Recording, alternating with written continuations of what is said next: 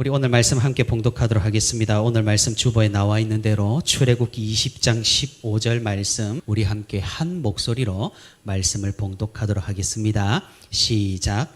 도둑질 하지 말라. 아멘.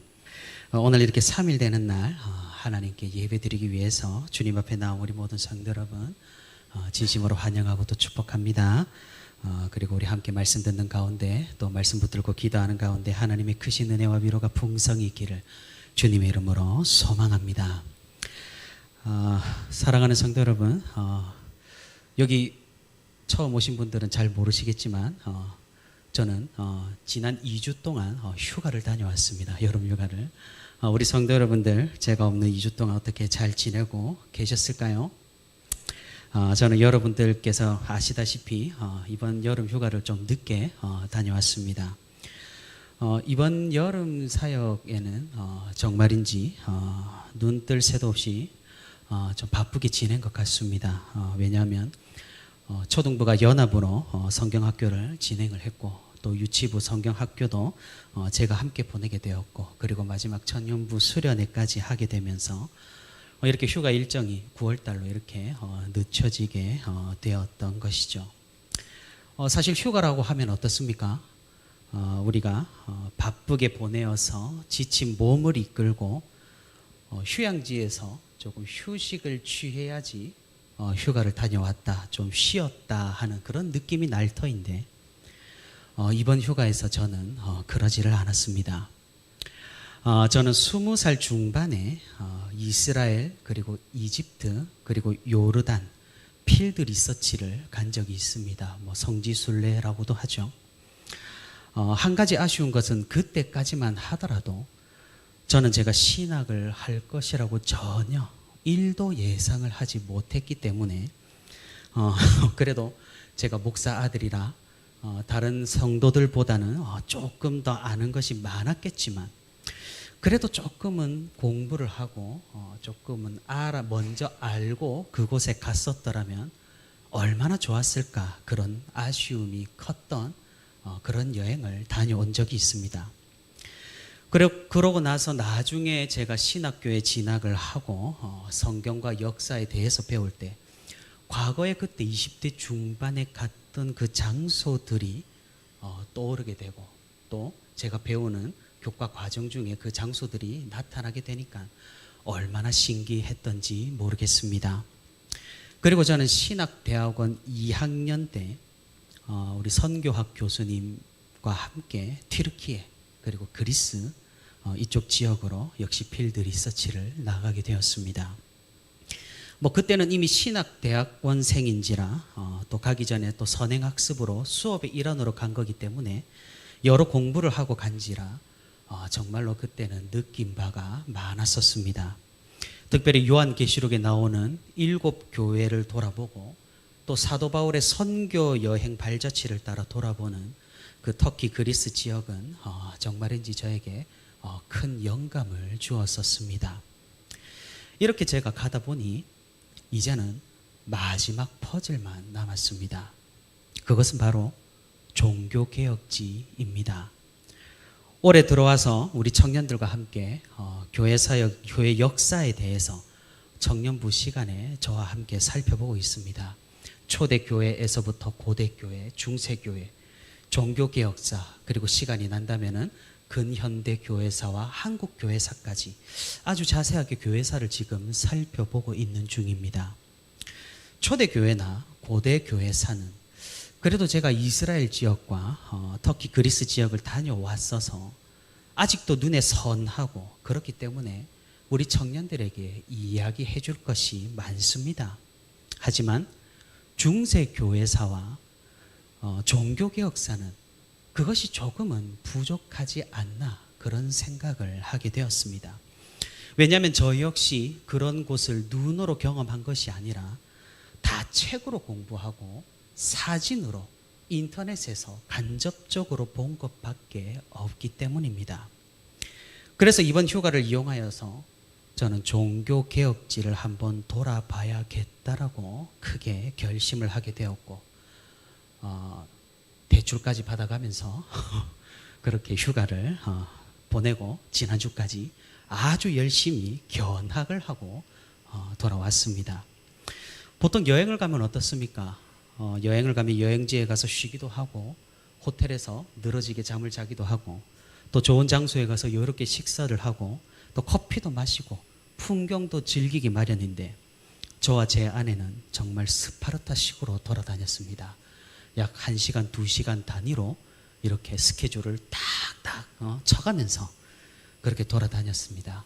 사실 패키지로 가게 되면 편하고 좋지만 그 붕 뜨는 시간들이 아깝기도 하고 또 가보고 싶은 곳을 제가 정하지를 못하니까 아예 처음부터 자유여행으로 계획을 하고 다녀왔습니다. 그래서 대부분 박물관, 미술관, 교회, 역사적인 장소를 찾아서 주구장창 걸어 다녔습니다. 그래서 하루 평균 3만 보, 4만 보 이렇게 걸어 다니면서 종교개혁의 발자취를 따라다녔습니다. 그런데 그렇게 걸었는데도 살은 여전히 빠지질 않았습니다. 정말이지 보기만 해도 숨이 막히는 그런 스케줄을 잘 따라와준 아내에게 참으로 감사할 정도로 그렇게 바쁜 2주를 저는 보내고 왔습니다. 제가 그곳에서 정말 무언가 가슴 속에서 울컥하면서 감정에 벅차올랐던 그런 장소가 몇 군데가 있습니다. PPT를 한번 띄워주실까요? 넘겨주실까요? 네, 저기 사진에 보이는 저곳은 스위스 제네바에 있는 성피에르 교회입니다.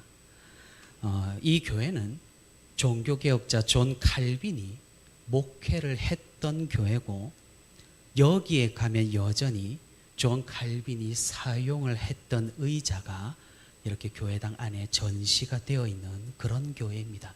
다음 넘겨주실까요? 네, 저 사진이 바로 존 칼빈이 예전에 오래전에 몇백 년 전에 사용했던 그 의자입니다.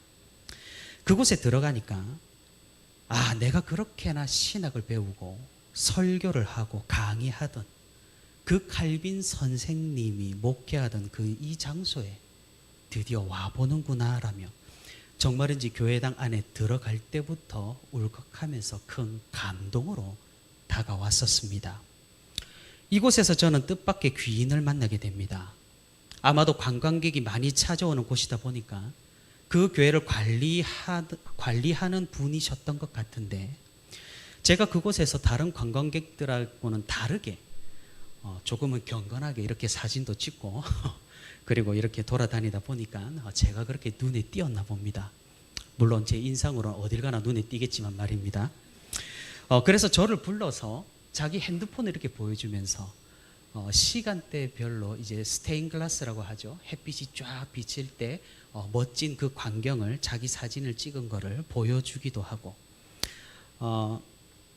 결정적인 것은 관광객들한테는 개방이 되지 않던 예배실을, 채플실을 저를 데리고 가서 굳이 열쇠로 열어가지고 들어가게 해준 그런 경험을 했었습니다. 그곳에 있는 스테인글라스 중에 하나가 바로 저것입니다. 사실 사진을 찍으면 그 멋진 것이 다 담기질 않아요. 우리가 눈으로 직접 보는 거랑 사진으로 보는 거랑 너무나 천차만별입니다. 그때 제가 간 시간이 오후 5시쯤 됐으니 오후에 이쪽 서쪽으로 햇살이 쫙 비치는데 이 스테인글라스가 밝게 빛나고 정말인지 광경이었습니다. 그 장소에 칼빈 선생님께서 강의를 하던 단상까지 있었는데 이곳에 들어와 볼 수 있다는 것이 참으로 감사했었습니다. 그래서 그곳을 찬찬히 둘러보는데 그분께서 이렇게 물어보시는 겁니다. 교파가 어디냐고 말이죠. 그래서 저는 당연히 저는 프로테스탄트라고 말씀을 드렸습니다. 근데 저는 성격상 어디 가서 제가 뭐 목사니 뭐 교역자니 이런 말을 절대로 잘 안 하는 편입니다. 그런데 제 아내가 굳이 그분께 저 사람이 저 남편이 설교자라고 프리처라고 굳이 이야기를 한 겁니다. 그러자 그분께서는 그러면 저 단상에 한번 올라가 봐야 한다면서 그 단상 문을 열어주더랍니다. 그래서 저는 칼빈 선생님이 목회했던 그 교회에 칼빈 선생님이 사용하던 단상에 올라서 보는 그런 굉장한 경험을 누리고 왔습니다. 그 사진은 안타깝게 없습니다. 왜냐하면 제가 단상에 올라갔기 때문에 아내가 찍어줘야 되는데 아내는 동영상만 찍고 있어가지고 다음에 제가 기회가 되면 동영상을 여러분들께 보여드리도록 하겠습니다. 정말 참으로 감사한 일들이 많았고 느끼고 배운 것이 많았던 이번 여행이었습니다. 이 모든 것들이 다 우리 성도 여러분들의 기도와 후원이 있었기에 가능한 일이었으니 제가 여러분께 다시 한번 감사의 말씀을 드립니다. 참으로 우리 개혁교회는 위대한 유산을 가지고 있습니다. 그것은 다름 아닌 존 칼빈 선생님입니다. 그분의 삶과 그분의 저작과 그리고 그분의 신학은 여전히 많은 교회와 많은 성도들에게 큰 귀감이 되고 있고 그분의 가르침은 여전히 우리를 올바르게 하나님께로 인도하고 있습니다. 물론 칼빈 선생님도 우리와 똑같은 사람인지라 어떤 부분에서는 부족한 부분이 있을 수도 있고 모든 것이 완벽하지는 않겠습니다만 종교개혁 당시 정말로 부패하고 잘못된 길로 향해 가던 그 교회와 성도를 다시 성경의 길로 돌려놓았다는 점에서 우리는 진심으로 존경할 만한 것입니다. 저와 함께하는 수요 예배 시간에는 10계명을 이렇게 차례대로 살펴보고 있습니다. 이 10계명을 살피는 데 있어서도 우리는 역시 개혁주의 관점으로 철저하게 살펴보고 있는 중입니다. 그래서 칼빈 선생님께서 10계명에 대해서 가르쳐준 사실들과 또 그 관점으로 적혀 있는 여러 요리문답을 근거로 저는 여러분들과 함께 이 10계명의 말씀을 나누고 있는 것입니다. 오늘은 이 10계명을 살펴본 지 벌써 9번째 시간입니다. 오늘 갑작스럽게 방문하신 분들은 당황스러우시겠지만 어쩔 수 없습니다. 스케줄에 따라야 하니까. 그래서 오늘은 8번째 계명을 살펴볼 것인데 이제 10계명도 이제 3번을 더 살펴보면 끝이 나게 됩니다. 다행인 사실은 우리 교회가 10월 10일 노회 이후로 이렇게 합병이 이루어지면서 수요 예배도 이제 연합으로 드리게 되는데 그 전까지는 이 강의가 마무리될 것 같아서 참으로 다행이라 생각을 합니다. 자, 오늘 우리가 살펴볼 계명은 무엇입니까? 우리 말씀을 읽었죠? 무엇입니까? 바로 도둑질 하지 말라입니다. 우리가 계속해서 살펴보는 계명들과 마찬가지로 아주 단순하고 간단한 그런 명령입니다. 당연히 도둑질 해서는 안 됩니다. 이것은 비단 우리가 그리스도인이기 때문이 아니라 사회 통념상 일반적으로도 금기시되는 그런 죄입니다. 물론 문화권마다 조금 이 도둑질을 받아들이는 정도가 다르기는 합니다. 어떤 나라에서는 속는 사람이 바보라는 인식이 있어서 서로가 속고 속이는 아주 천태만상이 벌어진다라고들 하죠. 하지만 도덕관념이 좀 있고 양심이 있는 사람들은 내 것이 소중한 것처럼 상대방 것도 소중한 것을 알기에 도둑질은 나쁜 짓이라는 사실을 아는 겁니다. 사실 우리가 조금 더 이 도덕관념에 대해서 깊이 생각해 볼 필요는 있습니다. 특히 오늘 10대 청소년 분들이 많이 참여했으니 제가 한번 말씀을 드리겠습니다.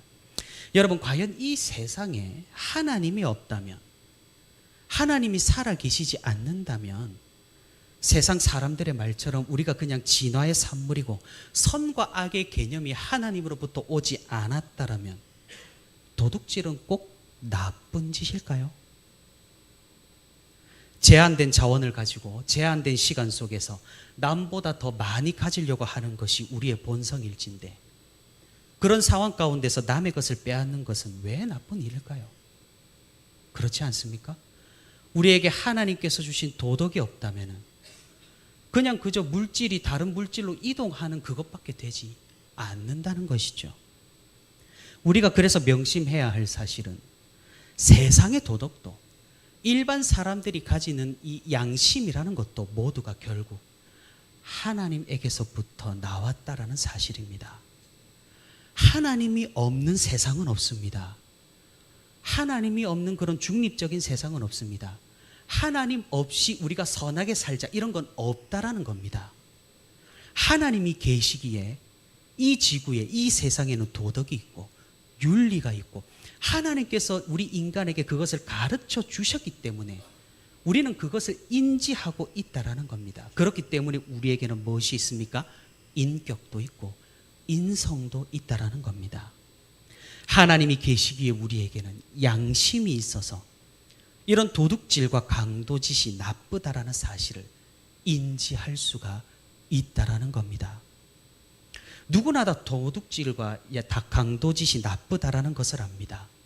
그래서 세상 어느 법을 보아도 이 강도와 도둑을 처벌하는 법이 있기 마련입니다.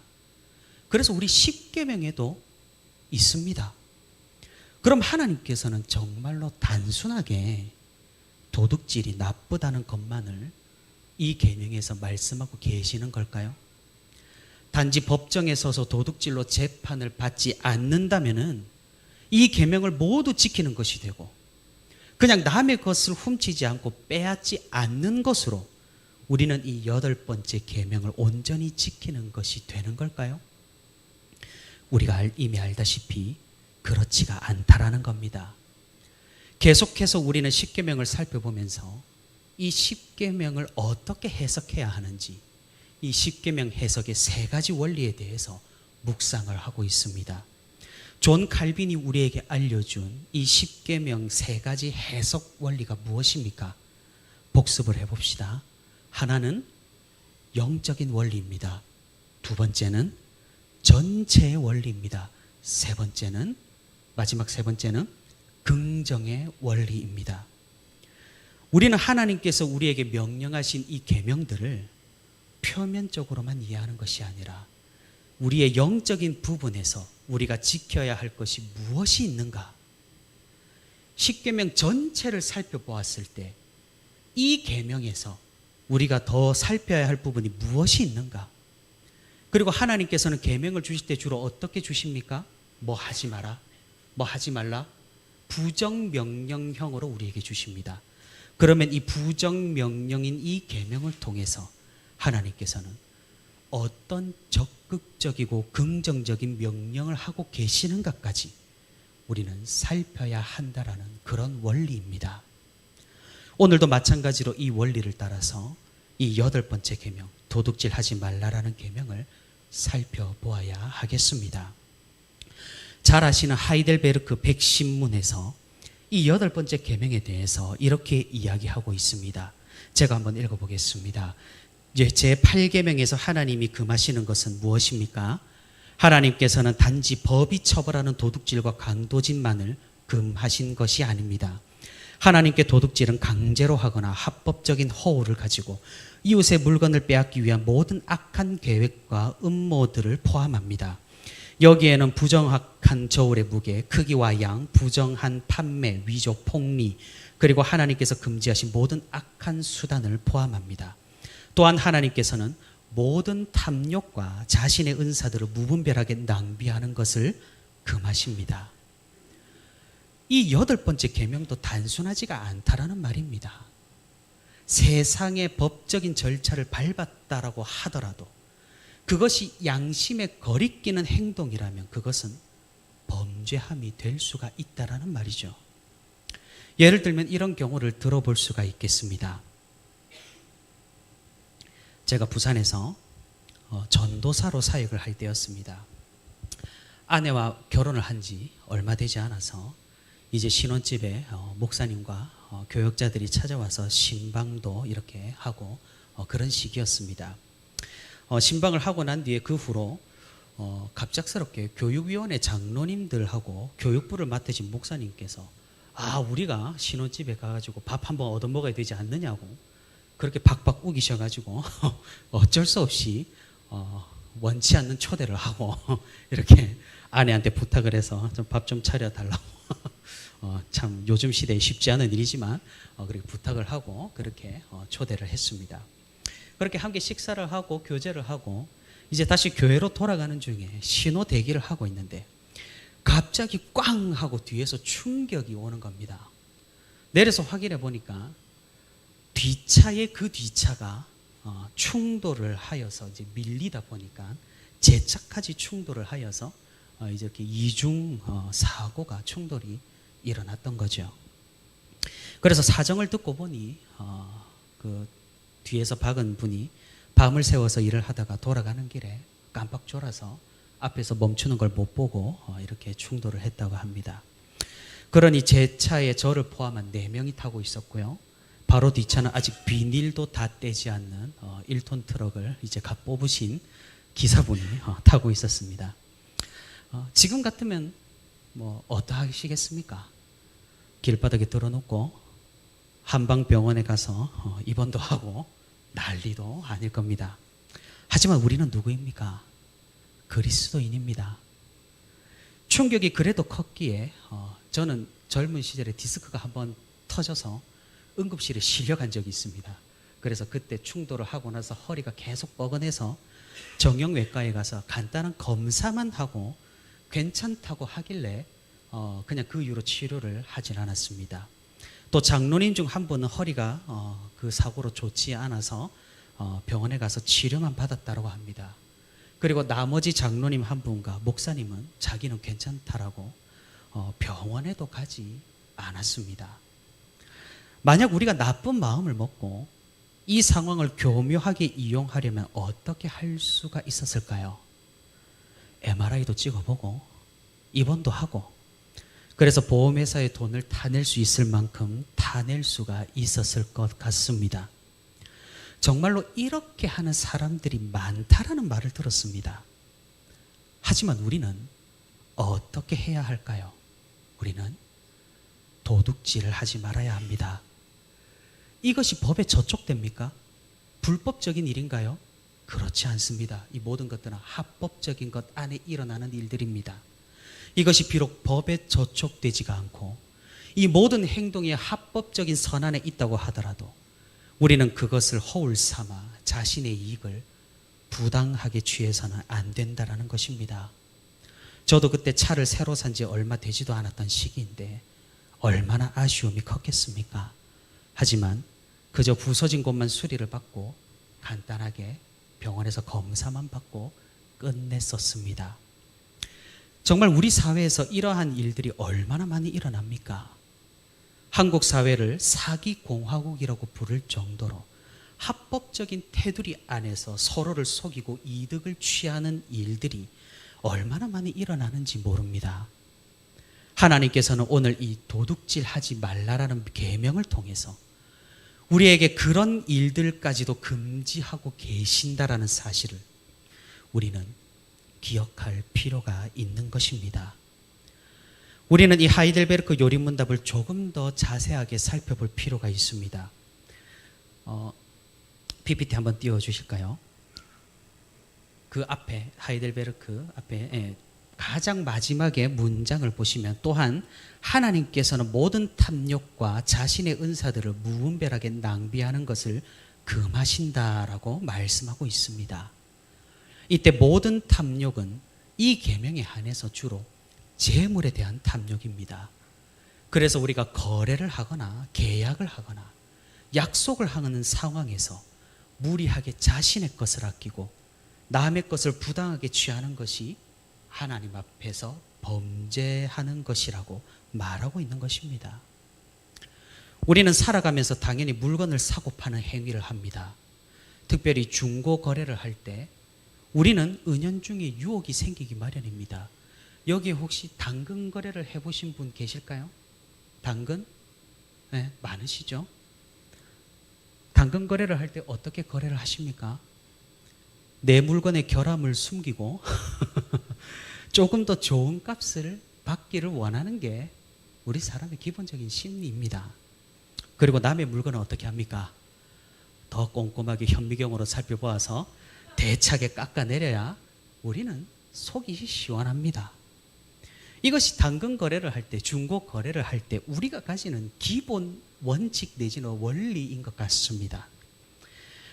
그럼 우리 그리스도인들은 어떻게 해야 하겠습니까? 우리는 품위를 지켜야 합니다. 우리가 만약 거래를 할 때 상대방이 내가 교회 다닌다는 사실을 안다면 우리는 대놓고 속이려고 할 수가 있을까요? 여러분이 만약 중고거래를 할 때 먼저 자신을 기독교인이라고 소개를 하고 거래를 하면 그 거래는 어떻게 될까요? 물론 별 이상한 사람 취급을 받기는 할 것 같습니다만 그래도 우리는 품위를 지키려고 할 것 같습니다.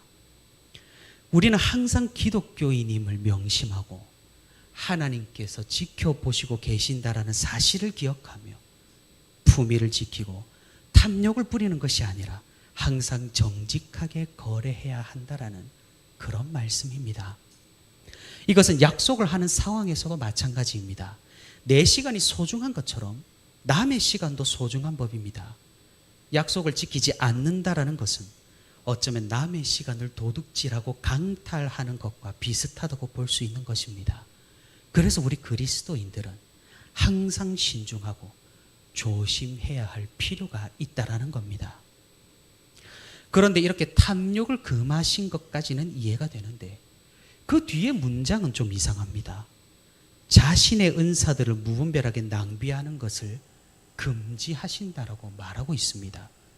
이건 대체 무슨 말일까요? 자신의 은사를 사용하는 것이 도둑질하는 것과 무슨 상관이 있을까요? 우리의 모든 능력과 달란트와 은사는 하나님으로부터 받은 것입니다. 하나님으로부터 받은 이 능력으로 우리는 생계를 유지하고 삶을 영위하고 하나님의 사역을 위해 사용하기도 합니다. 하지만 이 능력을 가지고 무분별하게 하나님을 위해서가 아니라 그저 물질을 모으기 위해 재물을 탐하기만 한다면 그것이 바로 하나님에게서 이 달란트를 도둑질하는 것이라는 그런 말씀입니다.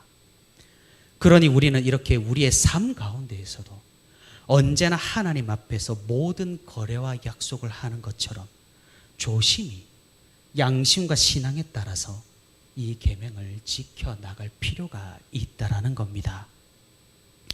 그럼 우리는 이제 이 계명의 긍정적인 명령과 적극적인 부분을 살펴볼 필요가 있습니다.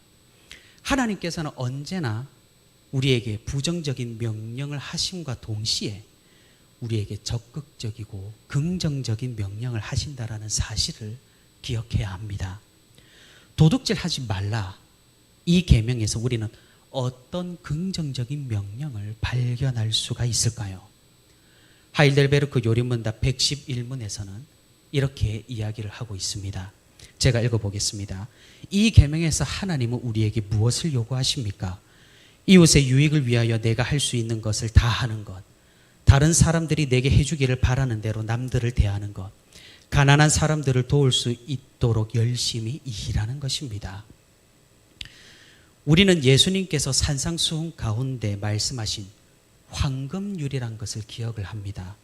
마태복음 7장 12절 말씀입니다. 한번 띄워주시겠어요? 마태복음 7장 12절 말씀 우리 함께 다 같이 읽도록 하겠습니다. 앞에 보시고요. 자, 함께 읽겠습니다. 시작.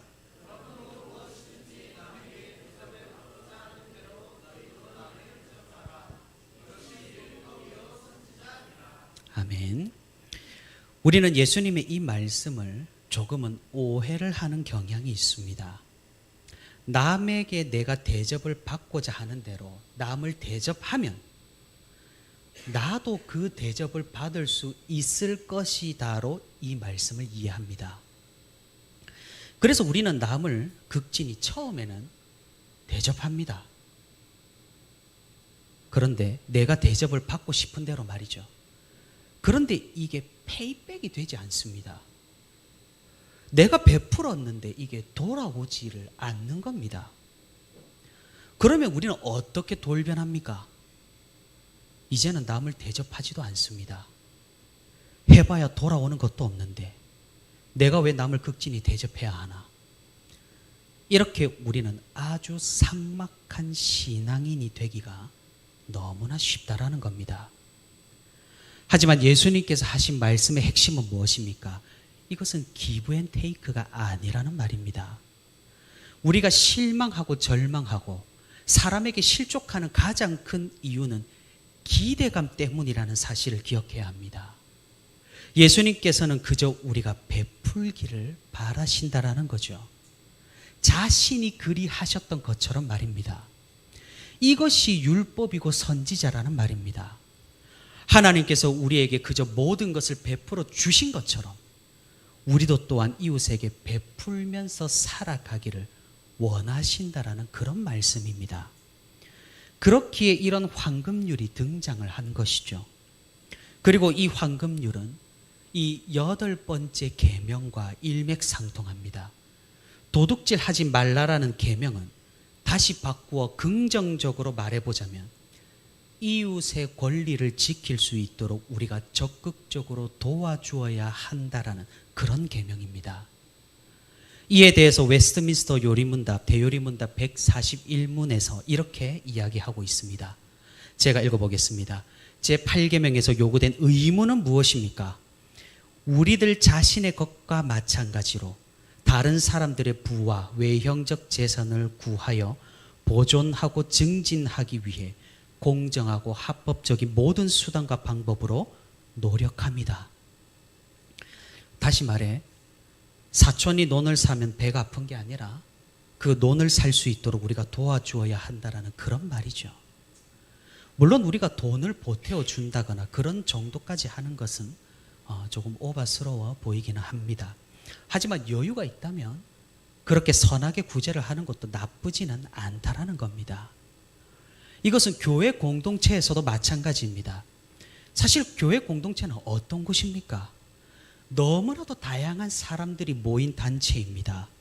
그러다 보니 성도들의 생활 수준, 소득 수준이 천차만별로 다릅니다. 존 칼빈은 여기에서 하나님의 절대 주권을 우리에게 제시합니다. 각 사람의 달란트나 소득, 경제 수준조차도 하나님께서 섭리대로 정하신 것이니 우리는 그것을 감사하게 겸허하게 받아들여야 한다는 것이죠. 다시 말해 우리는 질투나 시기하기가 너무나 쉽습니다.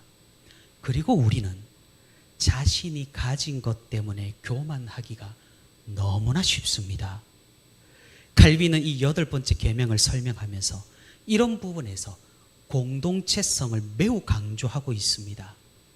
내가 나된 것, 내가 가진 것, 내가 소유한 것, 내 능력, 내가 할 수 있는 것조차 그것들조차 하나님께서 허락하신 일이니 우리는 겸손해야 한다는 것이죠. 그러니 우리는 많이 가졌다고 교만할 필요도 없고 많이 가진 자를 시기할 필요도 없는 것입니다. 우리는 세상을 향하여 정직하고 공정하게 모든 물질에 대한 태도를 갖출 줄을 알고 또 공동체 내에서는 서로의 권리를 보장하고 증진하기 위해 노력해야 한다는 것이 바로 이 8번째 계명에서 긍정적인 부분인 것입니다. 사랑하는 성도 여러분, 우리는 너무나도 잘 알고 있습니다. 도둑질은 나쁜 짓이라는 걸, 그리고 강도는 더더욱 해서는 안 될 일이라는 것을 말입니다. 하지만 우리 그리스도인들은 이 도덕선이 더욱 높아야 한다는 그런 말입니다. 왜냐하면 하나님께서는 이 도덕을 만드신, 세상을 만드신 창조주시며 물이 아닌, 피조물이 아닌 조물주이시기에 그런 표면적인 것에만 머무시는 분이 아니시기 때문입니다. 그렇기에 우리는 영적으로 우리의 양심에 걸리는 어떠한 부당한 이득을 취해서는 안 되는 것이고, 그것이 합법적이라고 할지라도 우리는 매우 조심해야 한다는 겁니다. 그리고 더 나아가 우리는 우리의 재산이 중요하듯 남의 재물도 소중하게 여겨서 이웃의 권리를 보호하고 신장할 수 있게 개인으로 또 공동체로 도와야 한다는 것입니다. 모든 물질과 재물은 하나님께서 주신 것임을 명심하고 우리가 재물에 대해서 탐심과 탐욕이 아니라 모든 것이 하나님께 있음을, 하나님의 것임을 기억하며 물질에 대해서 경각심을 가지고 살아야 한다는 그런 오늘 십계명의 명령인 것입니다. 사랑하는 성도 여러분, 우리가 7계명과 동시에 넘어지기 쉬운 부분이 있다면 바로 오늘 이 계명, 물질에 대한 탐욕일 겁니다. 예수님께서도 물질과 하나님 둘 다 섬길 수 없다면서 일찍이 이 물질에 대해서 경고를 강하게 하신 바가 있습니다. 탐욕이 강해지면 반드시 도둑질하게 되어 있습니다.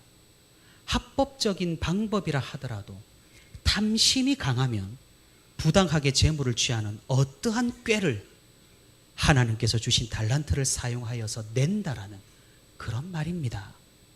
우리는 이 부분을 조심해야 합니다. 직접적으로 도둑질하는 것은 두말할 것도 없지만 우리의 삶의 부분에서 정말로 영혼까지 정직하고 순결할 수 있도록 하나님께서 지켜보신다라는 그 마음을 가지고 살아갈 수 있도록 우리는 우리의 믿음과 신앙을 더욱 정진해야 한다라는 그런 말씀입니다. 탐심을 이겨내는 것 쉽지만은 않습니다. 왜냐하면 우리 사회가 자본주의 사회이고 자본주의라는 말은 자본으로 모든 것을 할 수 있는 사회라는 말이기 때문입니다. 그렇기에 우리에게는 그리스도의 은혜와 그리스도의 능력이 필요합니다. 그렇기에 물질에 대한 것도 우리의 능력으로 이겨내는 것이 불가능하다라는 것이죠. 오직 그리스도를 의지함으로 우리가 승리하고 이겨내고 인내할 수 있는 것입니다. 우리 안에 계시는 그리스도께서 힘을 주셔서 우리가 이 계명에 표면적인 것뿐만 아니라 모든 부분까지 지켜낼 수 있는 우리 모두가 되기를 바랍니다. 그리하여서 우리가 이 세상 살아갈 때 그리스도인으로서 품위를 지키고 우리의 행동과 우리의 삶으로 그리스도를 자연스럽게 전파하며 하나님께 영광이 될 수 있기를 바랍니다. 오늘도 물질의 모든 부분에서 하나님의 선하신 인도하심을 따르며 이 8번째 계명을 즐거이 지켜 하나님께 영광이 되는 저와 여기 있는 모든 성도가 되기를 주님의 이름으로 축복하고 소망합니다.